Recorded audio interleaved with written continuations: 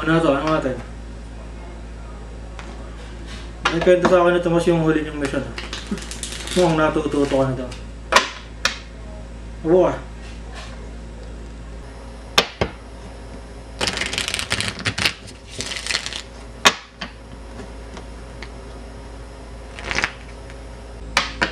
Tatandaan ko pa nung unang lakad natin dati. Nangyari natin yung ano ng congressman. Totoy na totoy ka pa na.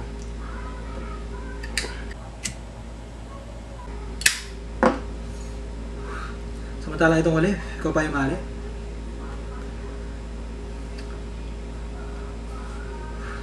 Ano nga ate? Pumunta ka na naman dito para humingi ng payo.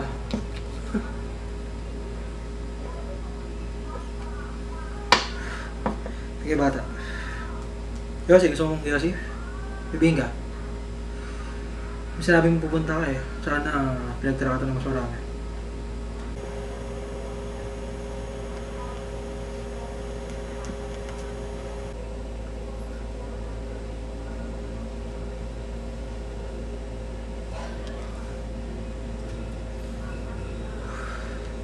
Ganyan talaga sa una bata.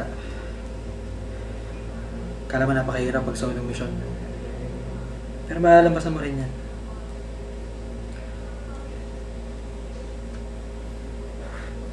Di ba naikwento ko sa'yo dati yung una kong salong lakad? Ang nangyari kayo sa politika sa Aurora? Nakabahan din ako nun. Utang na. Ilang gabi ako hindi makatulog. Paano pag nahuli ka ng parak? Paano pag di mo natapos yung mission mo? Paano pag di mo siya napatay? Lahat yun umiikot sa ulo ko nun.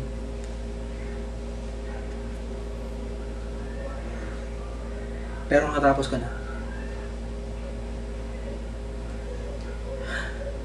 parang ang sarap ng pakiramdam.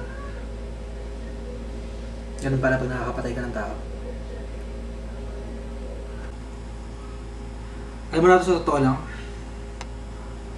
makaya bilib sa'yo ni boss. Kaya sa'yo at hindi sa iba yung pinapagawa tong misyon na to.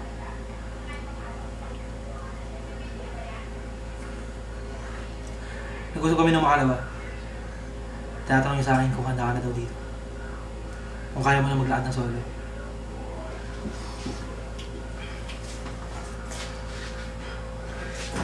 Sabi ko sa kanya hindi pa. Hindi ka pa handa.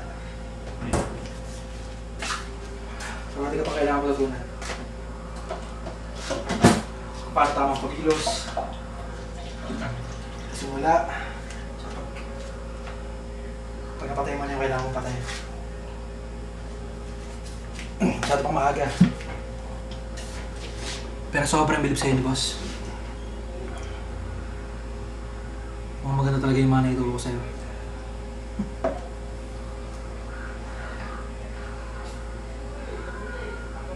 Kasi mula bata, mahirap talaga yan. Unang solong lakad eh. Pero matapos ang 2, 3, at 4 na misyon mong solo, may hindi namin sinasabi ko. May komportable ka rin dyan. Tayo mo lang bata. Sino ba yan nato? Politiko na naman. Corrupt na polis. O witness na naman. Sa totoo lang na ito, hindi importante kung sino yung papatayin mo. Ang importante, matapos mo yung mission. Katapos ng mission, pwede na maglaylo. 1 2 linggo. Dala mo ba?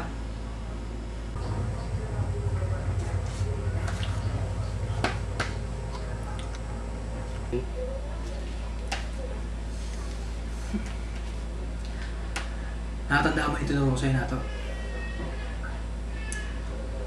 Nung baguhan pa lang ako, lahat ng litrato na pinapatay sa akin ng boss, araw-araw ko tinitingnan. At hindi ko nakalimutan na ito. Eto.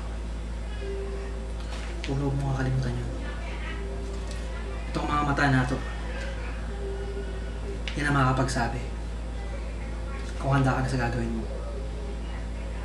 At kung handa na bang mamatay, sino mong target, binibigay sa'yo ng boss.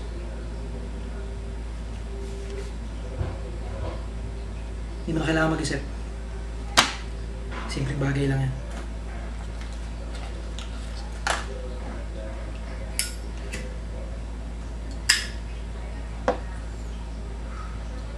Pag nakilatis mo na ang mga mata na papatayin mo, wala nang pipigil sa'yo para kalabitin ng kadilyo.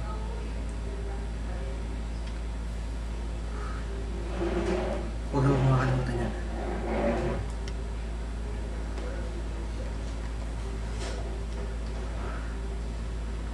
Ngayon na, papatunayin kita. Handa ka na ba? Mabuti.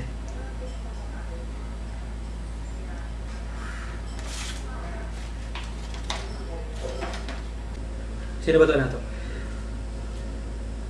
Ano ba itong putang na ito? Kailangan naman natin patayin. Kaya sabihin sa akin ni boss eh. Sorpresa daw. Gago talaga yan.